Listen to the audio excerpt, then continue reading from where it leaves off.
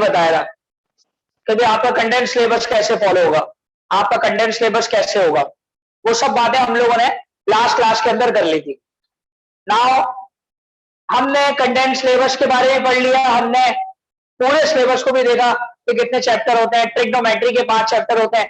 पहला chapter number 2 है आपका, 1 आपका पेपर में नहीं आता लेकिन सिर्फ एमसीक्यूज आता है, सही, उससे कोई 2 या 3 एमसीक्यूज बनते हैं। 2 जो चैप्टर है वो आपका सवाल बनता है, 2 की 3 एक्सरसाइजेस थी। 3 चैप्टर के अंदर हमने देखा कि भाई इक्वेशंस का चैप्टर है और इसके अंदर आपके पास तकरीबन कोई 8 एक्सरसाइजेस हैं। रिड्यूस सिलेबस में कौन कौन सी थी वो भी हमने लास्ट टाइम देख ली थी। इसी के साथ साथ चैप्टर 3 के बाद 4 हमने बोला था कि कंडेंस सिलेबस जो इस साल फॉलो हो रहा है उसके मुताबिक 4 जो था वो रिड्यूस हो चुका है, लेकिन 5 भी रिड्यूस हो चुका है, 2 चैप्टर रिड्यूस हो चुके थे और 11 चैप्टर भी रिड्यूस हो गया था। लेकिन 4 के अंदर भी 4 एक्सरसाइजेस हैं और 5 में से 3 एक्सरसाइजेस हैं, जिसमें बोर्ड में जो है ना 5.1 और 2 बड़ी इंपॉर्टेंट है। ठीक है, इसी तरीके से आप जब चैप्टर 6 की बात करते हैं तो सबसे बड़ा चैप्टर जो आप लोगों का है वो चैप्टर है चैप्टर नंबर 6 और वो कंपलसरी भी आता है, कंटेंट सिलेबस में कंपलसरी नहीं है। वैसे वो सवाल कंपलसरी आता है, थ्योरम का सवाल नहीं होता, वो आपका दूसरा तरीकेकार होता है। अब वो जैसे अनाउंसमेंट हो जाती है कि पेपर पैटर्न आपका कंटेंट सिलेबस के अकॉर्डिंग होगा या पेपर पैटर्न आपका उसी तरीके से होगा। तो आज पहले मैं आपके सामने दोनों पेपर पैटर्न रख रहा हूं। एक तो पेपर पैटर्न रख रहा हूं कि स्टार्टिंग में कि भाई जो कंटेंट सिलेबस के अलावा पेपर पैटर्न होता है उसमें क्या करना होता है, और इसके अलावा जो आपके पास पेपर पैटर्न होगा कंटेंट सिलेबस के अकॉर्डिंग वो कौन सा होगा। तो दोनों के सिलेबस के पेपर पैटर्न रख रहा हूं ताकि आपको दोनों की आवाज से क्लियर हो जाए बात। ठीक है भाई,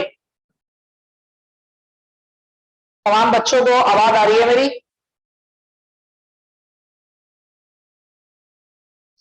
जी, अब जरा सुन लीजिए भाई, शाबाश।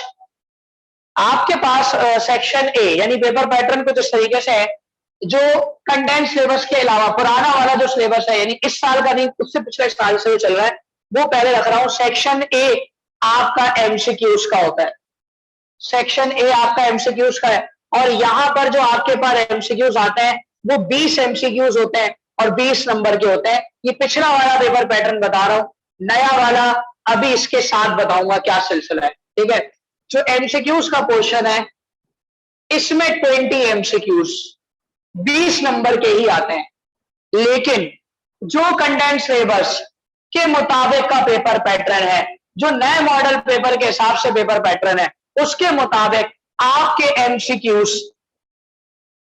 25 एमसीक्यूज आते हैं और 25 एमसीक्यूज कितने मार्क्स के होते हैं? 50 मार्क्स के होते हैं। यानी कि कंडेंस सिलेबस और आपका जो पुराना सिलेबस है इन दोनों में एमसीक्यूज मार्जिन वही है जो मैट्रिक में भी एमसीक्यूज मार्जिनिंग रखी जाती थी।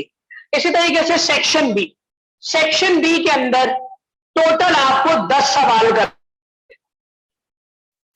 और सेक्शन बी में यहां पर आपको 6 सवाल करने होते हैं। वही सूरत हाल है, जो 10 सवाल यहां पर और 6 सवाल यहां पर। मैट्रिक में भी अभी आप यही करके आ रहे हो कि 6 सवाल आप सेक्शन बी में करके आए हो, तो उसका तरीकेकार कुछ और था। हर 2 सवाल में से एक करना था, सारे नहीं करने थे। आपके पास चॉइस जो थी ना वो कांस्टेंट थी। ठीक है भाई, इसी तरीके से यहां पर मामला कुछ और है 10 सवाल के। अब वो मामला क्या है उसको समझिएगा। सेक्शन बी में क्या करना है, आपके 3 पोर्शन है बड़े बड़े। पहला पोर्शन है चैप्टर 2, 3, 4 में से 5 सवाल आएंगे, कम से कम 3 करने होंगे, कम से कम। ये पुराना सिलेबस है। दूसरा पोर्शन इसी में,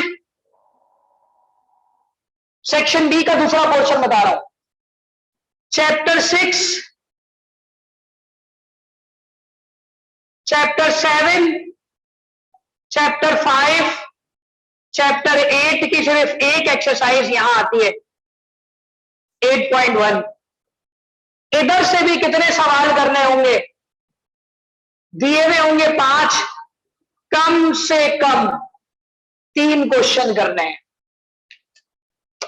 तीसरा पोर्शन है आपका ट्रिग्नोमेट्री का, जिसमें ट्रिग्नोमेट्री में चैप्टर 9, 11, 12 से भी, 13 से भी आपके 5 सवाल आएंगे।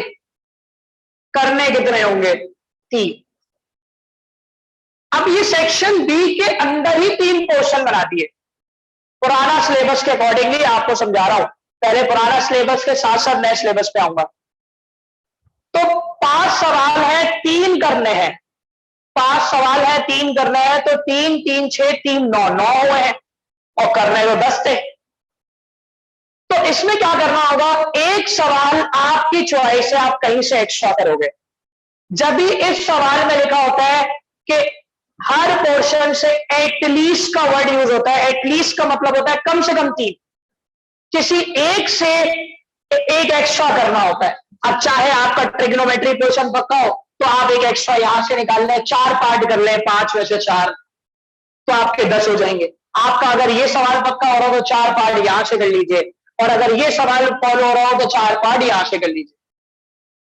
अब इसमें सिलसिला क्या है? इसमें सिलसिला ये है, 2 से 1 क्वेश्चन आता है, 3 से 2 क्वेश्चन आते हैं, 4 से 2 क्वेश्चन आते हैं, 5 क्वेश्चन हो गए। 6 से 2 क्वेश्चन, 7 से 1, 5 से 1, 8 से 1, कितने क्वेश्चन हो गए? 5।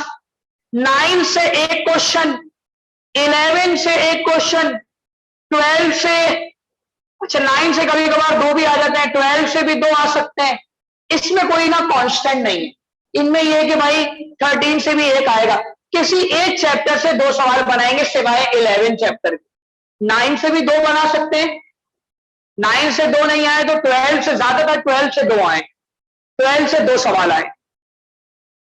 अब इसमें ये बात जो मैंने अभी लिख दी है कि कौन सा सवाल आएगा वो कांस्टेंट हो गया भाई, वो कांस्टेंट हो गया, वो लाजमी आएगा, वो नहीं छोड़ेंगे, वो लाजमी देंगे। ये तो सेक्शन बी है पुराने सिलेबस के लिहाज से। नए सिलेबस क्या कहता है? नया सिलेबस ये बताता है कि इसमें भी 3 पोर्शन है, लेकिन चैप्टर 4 के रिड्यूस होने के बाद से ये पोर्शन सिर्फ चैप्टर 2 और 3 का रह गया बस अब। और इसमें से इसके पास 4 सवाल आएंगे और करने कितने होंगे? 2।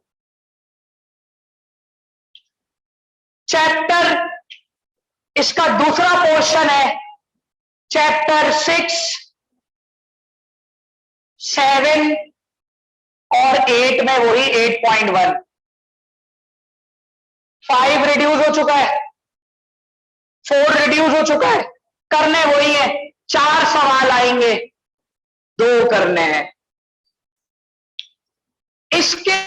इसके सेक्शन में मतलब पार्ट 3 में ट्रिग्नोमेट्री वाले पोर्शन में भी यही मामलात हैं।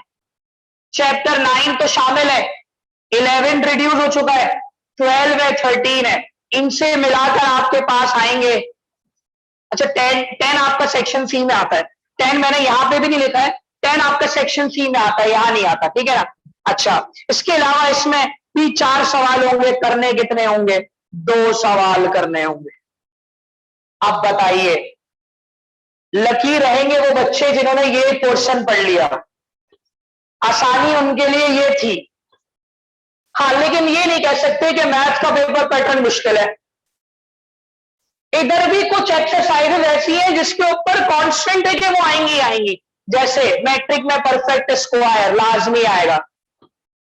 पुराना सिलेबस मतलब पुराना पैटर्न, नया सिलेबस मतलब नया चीजें, ये दोनों एक साथ लिखवा रहा हूं ताकि तुम लोगों को समझ में आ जाए भाई कि अगर ये आ जाए तो ये फॉलो करना है, ये आ जाए तो ये फॉलो करना है। इसकी अनाउंसमेंट 1-8 हफ्ते में हो जाएगी तो तुम्हारे पास दोनों लिखे हुए होंगे। सही है भाई? तो बताओ कौन सा आसान है सेक्शन बी, ये वाला या ये वाला? कौन सा वाला ज्यादा आसान है?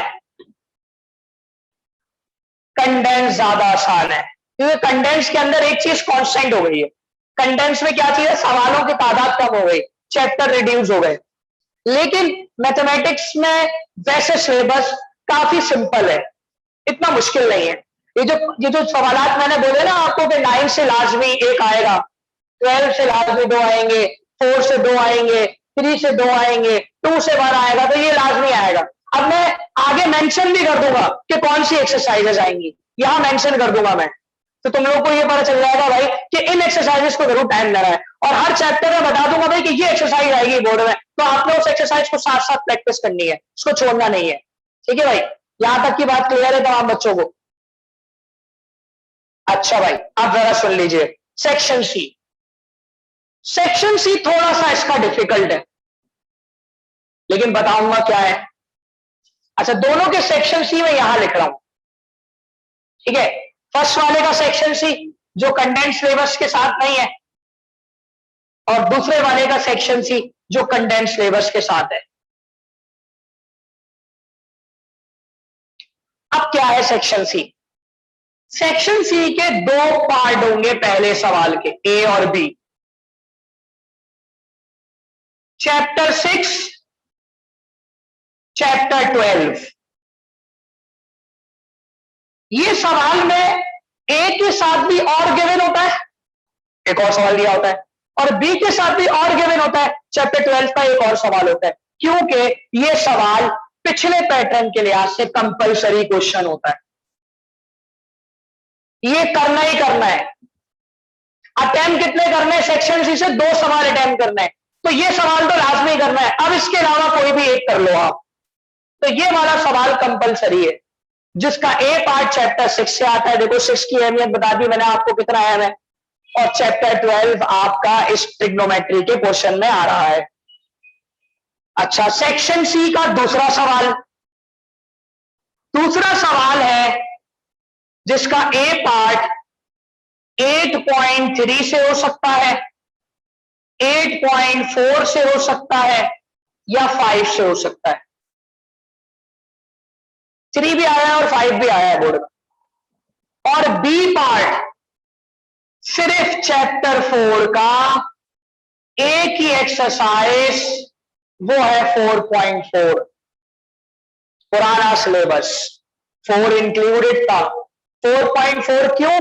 क्योंकि इसमें तुमने पढ़ा था मैट्रिक में क्रैमर्स रूल और मैट्रिसेस मेथड, यहां पे तुम क्रैमर्स रूल और मैट्रिसेस मेथड को देखोगे, लेकिन 2 रॉज एंड 2 कॉलम्स के नहीं, 3 रॉज एंड 3 कॉलम्स के। सवाल बड़े लेकिन आसान बहुत है, तो इसलिए ये सवाल बड़े होने की वजह से सेक्शन सी के इस पोर्शन में आ रहा है। अब बताओ, इस सवाल के बारे में पता है ना? मैथ के अंदर तो ये बात पता होती है ना, जो आ रहा है उसको ही तैयारी करनी है बस, ठीक है ना। अब आगे बढ़ो, आखिरी सवाल इसका होता है A part, B part, C part.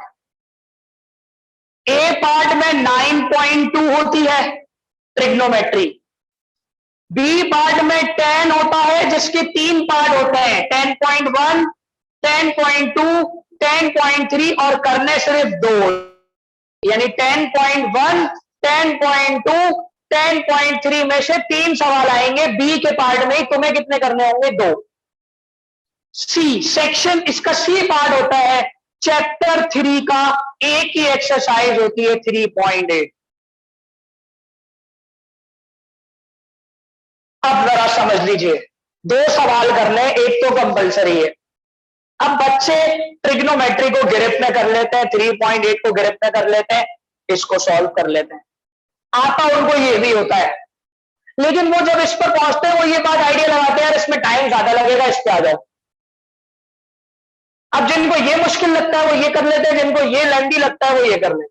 ये इजी है, इजी ये भी है, 4.4 इजी है, लेंदी है सर, ये भी जो है ना ये आपका सिर्फ लेंदी कह सकते हो आप। इसमें 8.5 के कॉन्स्टेंट क्वेश्चन है, 8.3 बड़ी इजी है, अगर 8.3 आ जाए तो बच्चे बड़े मजे से करके आएंगे, 8.5 आ जाए तो थोड़ा सा बस लेंदी है, लेकिन हो जाता है ये भी। तो मतलब सेक्शन सी कांस्टेंट है। अब सवाल बनता है तक 6 की आपने एक्सरसाइज नहीं बताई कि 6 की कौन सी एक्सरसाइज आएगी यहां पर, तो 6 की एक्सरसाइज कांस्टेंट नहीं है। 6.2 भी आई है, 3 भी आई है, 5 भी, 4 भी आई है, 8 भी आई है। क्यों? क्योंकि चैप्टर 6 है सीक्वेंस एंड सीरीज।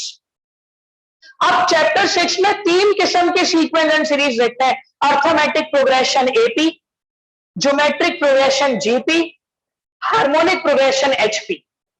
तो एपी भी आया है कंपलसरी में, एचपी भी आया है कंपलसरी में, जीपी भी आया है, तो पूरा चैप्टर पढ़ना पड़ेगा, उनमें से कोई एक कंपलसरी क्वेश्चन आए। 2018 के अंदर क्या हुआ था जरा मैं आपको बता दूं। 2018 में ऐसा हुआ, चैप्टर 6 9 एक्सरसाइज, और 9 एक्सरसाइज के अंदर क्वेश्चन अगर हम काउंट करें तो एवरेज क्वेश्चन होंगे कोई 15 या 20 के अराउंड। फिर भी इन 9 एक्सरसाइज से सवाल नहीं आया। सवाल कहां से आया? सवाल आया बुक की एग्जाम्पल से। अब जिन्होंने बुक की एग्जाम्पल देखी होगी वही सही करके आए होंगे, वरना आधा सही हुआ होगा कि जो बुक की एग्जाम्पल से मिलता जुलता एक किताब का क्वेश्चन है। तो आप देख सकते हैं कि इस चैप्टर की अहमियत क्या है, और है भी कंपलसरी, कोई छोड़ नहीं सकता है इसको।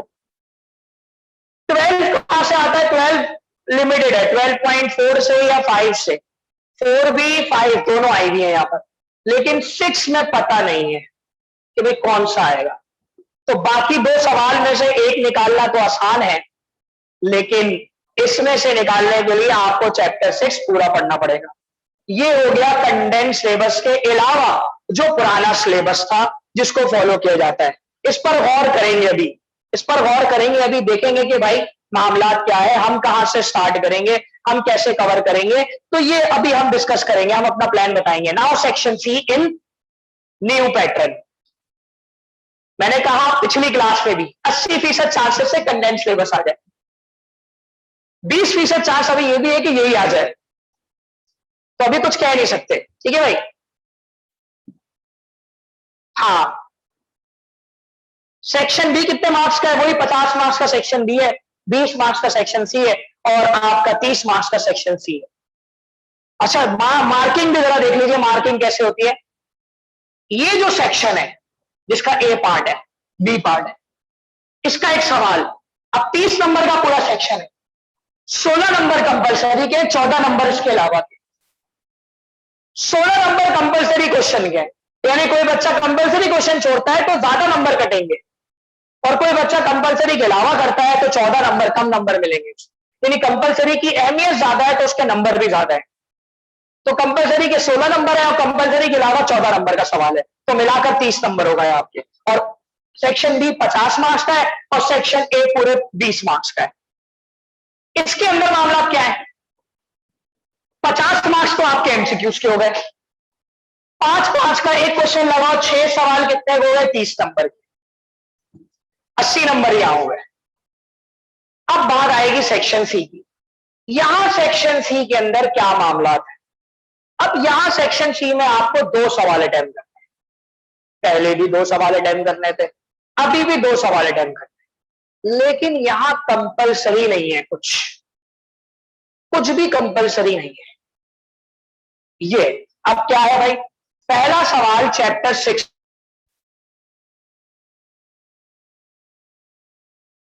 उसी तरह चैप्टर 12 उसका बी पार्ट होगा, कंपलसरी नहीं है। दूसरा सवाल 8.3 से आएगा लाजमी, क्योंकि रिड्यूस सिलेबस में 8.5 कट गई, तो सिर्फ क्या बची? 8.3। लेकिन इसका बी पार्ट फंसाएगा आपको, क्यों? क्योंकि इसके बी पार्ट में चैप्टर 4 आ रहा था, वो रिड्यूस हो गया है, तो बेटा यहां पर आता है अब चैप्टर 12, दोबारा 12 देना। इसका सी part, A part 9.2 9.1, B part, अच्छा नहीं, इसमें सिर्फ 2 ही पार्ट है, 10.1 2 3 में से कोई 2 पार्ट करने, कोई वाला काम, और इसका बी पार्ट होगा 3.8 में से। अब इसमें कोई चॉइस ऐसी नहीं है कि कंपलसरी हो, आप कोई भी 2 कर लो, कोई भी 2 क्वेश्चन ए बी वाले कर लो। अब बचपनों वाला सवाल नहीं करिएगा, सर अगर मैंने इसका ए कर लिया और इसका बी कर लिया तो वो एक काउंट होगा। तो बेटा जितना हम पढ़ चुके हैं और जितना हम मालूम कर चुके हैं, तो ये बात पता है, अगर हम ए करके आएंगे और इसका बी करके आएंगे तो वो एक काउंट नहीं होगा, वो सिर्फ ए ही मिलेगा, ए के ही नंबर मिलेंगे और बी का बी मिल जाएगा, भले आपने बाद में पूरा ए बी कर लिया हो। अगर बाद में तुमने क्वेश्चन ए बी करने वाला कर लिया और शुरू में इसका ए और इसका बी कर लिया, तो तुम्हें इधर का ए और बी के नंबर मिलके 2 क्वेश्चन काउंट कर लेगा, आखिरी वाले को काट दे। तो इसलिए जो ए बी आता है, वो कहते हैं ना, जो ए बी आता है पहले वो कर लो भाई, फिर तुम देखना भाई तुम्हें ए आता है बी आता है, फिर वो उसके बाद चेक करो बहरहाल। लेकिन अब बताइए भाई आप लोग जल्दी से, शाबाश, कौन सा सिलेबस ज्यादा आसान है? यकीनन कंडेंस सिलेबस ही आसान रहेगा। कंडेंस सिलेबस सबकी ख्वाहिश होगी, रिड्यूस सिलेबस सबकी ख्वाहिश होगी कि भाई रिड्यूस आ जाए। मैंने एक्सरसाइज तक बता दी आपको कि भाई ये एक्सरसाइजेस इंपॉर्टेंट है, ये चैप्टर और ये एक्सरसाइजेस इंपॉर्टेंट है। ये दोनों कंडेंस सिलेबस अपने पास जल्दी से कॉपी कर लीजिए। क्वेश्चन की तादाद नहीं बताई आपको, 4 सवाल होंगे, 2 2 से 2 3 से। इसमें 2 6 से होंगे, एक 7 से, एक 8 से, 4 हो गए, ठीक है। और 9 में भी इसी तरह एक एक करके तो लाजमी आएगा, लेकिन 9 या 2 में से कोई रिपीट हो जाएगा। सही है भाई, मतलब 2 जो है ना वो चैप्टर 12 से लग रहा है कि वो आ सकता है। ये सिलेबस अभी बिल्कुल नया सिलेबस है, तो दोनों के लिहाज से आपको समझ में आना चाहिए।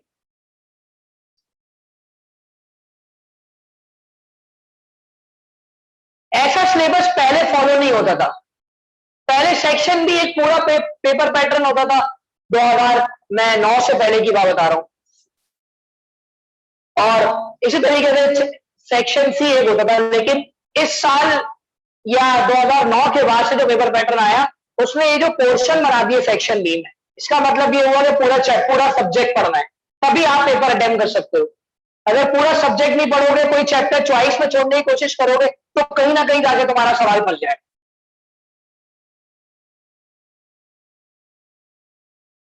करे ऐसी हो भाई। अरे भाई अच्छा, अब मेरी बात सुने भाई, हम कहां से स्टार्ट करेंगे? तो ये बात मैंने लास्ट वीक भी बताई थी कि हम चैप्टर 9 से स्टार्ट करेंगे। अब हम 9 में स्टार्ट कर रहे हैं 9.1, क्योंकि वो यहां पर भी आ रही है, वो यहां पर भी आ रही है। 9.2 स्टार्ट कर रहे हैं। 9.2 पुराने सिलेबस में आ रही है, नए में नहीं आ रही, वो रिड्यूस है। और 9.3 नए में आ रही है, पुराने में नहीं आ रही। तो इतना बता रहा हूं कि 9.123 में 1 पुराने में आ रही है, नए में भी आ रही है। 2 नए में नहीं आ रही, पुराने में आ रही है। और 3 नए में आ रही है, पुराने में नहीं आ रही। तो 9.123 करने से हमारा दोनों कवर हो रहा है। फिर आएंगे हम 10 पर, फिर हम आएंगे 10 पर, चैप्टर 10। चैप्टर 10 में 10.123 123 यहां आ रहा है पुराने में, लेकिन यहां 1 नहीं है, 1 रिड्यूस है, 2 3 है। यहां 1 रिड्यूस है, 2 3 से 3 सवाल बनेंगे, करने 2 ही होंगे। 2 3 3 में भी 2 आ सकते हैं, 2 से भी 2 आ सकते हैं। तो 2 3 से मिलाकर 3 सवाल होंगे, 2 करने होंगे। तो बताओ 1 2 3 से पुराना भी कवर हो रहा है और नया भी कवर हो रहा है। अब इस दरमियान तक 1.5-2 महीने गुजर जाए, 2 महीने बाद अनाउंस करें वो। और ऐसा भी होता है, हमारी गवर्नमेंट यू टर्न ले लेती है एकदम से, कि पहले अनाउंसमेंट कुछ और किया, फिर अनाउंसमेंट कुछ और कर दिया। तो अगर अनाउंसमेंट ऐसे कर दिया, लेकिन हमने पढ़ा हुआ है, हम हमारा जो चल रहा है वो बिल्कुल ऐसे चल रहा है जिसके जरिए हमने काम शुरू कर दिया। अब 11 में जो 11.2 है आपका, वो ग्राफ का है, वो ही बोर्ड में आता है। और ग्राफ के 6 सवाल हैं। अगर हम वो कर लेते हैं तो पुराने के हिसाब से कवर हो जाएंगे, नए के हिसाब से कवर नहीं होगा। नए के लिए वो एक एक्स्ट्रा सवाल हो गया जो कि नहीं आ रहा बोर्ड में। अगर आ जाता है तो अच्छी बात है, नहीं आ रहा, जब तक अनाउंसमेंट नहीं हो रही हमने 11 कवर कर लिया। लेकिन 12 की 5 एक्सरसाइज है, शुरू की पढ़ेंगे 1 2 3 4, यकीनन जब तक अनाउंसमेंट हो ही जाएगी। 5 भी पढ़ना स्टार्ट करने से पहले अनाउंसमेंट हो ही जाएगी डेफिनेट, और फिर हम उसकी तरह आगे कंटिन्यू रखेंगे। 4 चैप्टर पढ़ने के बाद 13 चैप्टर संडे की एक संडे की क्लास लूंगा, 2 घंटे की, उसमें पढ़ाऊंगा और उसी में कवर कर दूंगा 13 चैप्टर। फिर आ गए हम रेगुलर क्लास में चैप्टर 2 पढ़ने के लिए, चैप्टर 3 पढ़ने के लिए, चैप्टर 4 पढ़ने के लिए। लॉग लॉग नहीं है इसमें। 2, 3, 4 हमने यहां पढ़ना स्टार्ट कर दिया। 2 आपका सिर्फ 1 दिन का है या 2 दिन का है, इससे ज्यादा का नहीं है, सिर्फ 2 एक्सरसाइज इंपॉर्टेंट है। 2.2 बोर्ड में आती है। 3 में आपका टाइम लगेगा। 3.3, 4, 5, 6 और 8 ये बोर्ड में एक्सरसाइज आती है, बड़ी इंपॉर्टेंट है। 3.4 लाजमी आएगा। 5, 6 में से लाजमी क्वेश्चन आएगा। यहां के 2 सवाल मुकम्मल हो गए, यहां के भी 2 सवाल मुकम्मल हो गए। लेकिन अगर 4 नहीं देते, 4 वैसे देते हैं, लेकिन 3.3 भी 5 सवाल है उसके, वो भी देख लो तो सारी रहती है। 4 अगर चैप्टर, अब देखो जब 2, 3 कर चुके हैं तो कंडेंस सिलेबस की अनाउंसमेंट हो जाएगी। अगर अनाउंसमेंट हो चुकी तो 4 नहीं पढ़ेंगे, 5 नहीं पढ़ेंगे बेटा, बचत हो गई हमारी 4 और 5 से, हम डायरेक्ट 6 पे आ जाएंगे और 8 पर आ जाएंगे। तो इसलिए हमारा जो आज स्टार्ट है बेटा वो चैप्टर 9 से स्टार्ट है, और अब मैं चैप्टर 9 पढ़ाना शुरू कर रहा हूं। क्योंकि ट्रिग्नोमेट्री पोर्शन इसलिए पहले पढ़ा रहा हूं, देखो है तो इजी, इसमें काम करना पड़ता है प्रैक्टिस वाला, और इससे काफी सवाल निकल रहे हैं तुम्हारे। एक तो सेक्शन बी का ट्रिग्नोमेट्री का पोर्शन, फिर सेक्शन सी का ये बी पार्ट, फिर सेक्शन सी का ये वाला पोर्शन। तो ट्रिग्नोमेट्री तुम्हारे कोई 25 से 30 मार्क्स का पोर्शन निकालता है, 35 से 40 मार्क्स का पोर्शन निकालता है। और अगर तुमने वो चीज एंड में पढ़ी जिसमें तुम्हें प्रैक्टिस ज्यादा करनी हो, मुश्किल नहीं है, ये बड़ा आसान है। क्योंकि शुरू शुरू में आसान पढ़ेंगे तो बड़ा मजा आएगा, एडजस्ट होने में आसानी रहेगी।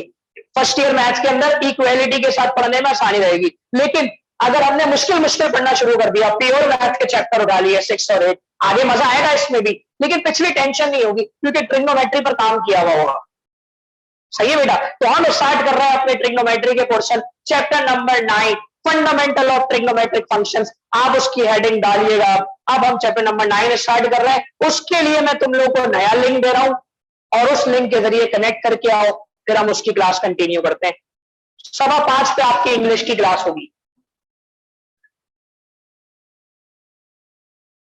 सही है बेटा। इसको तमाम बच्चों ने कॉपी कर लिया।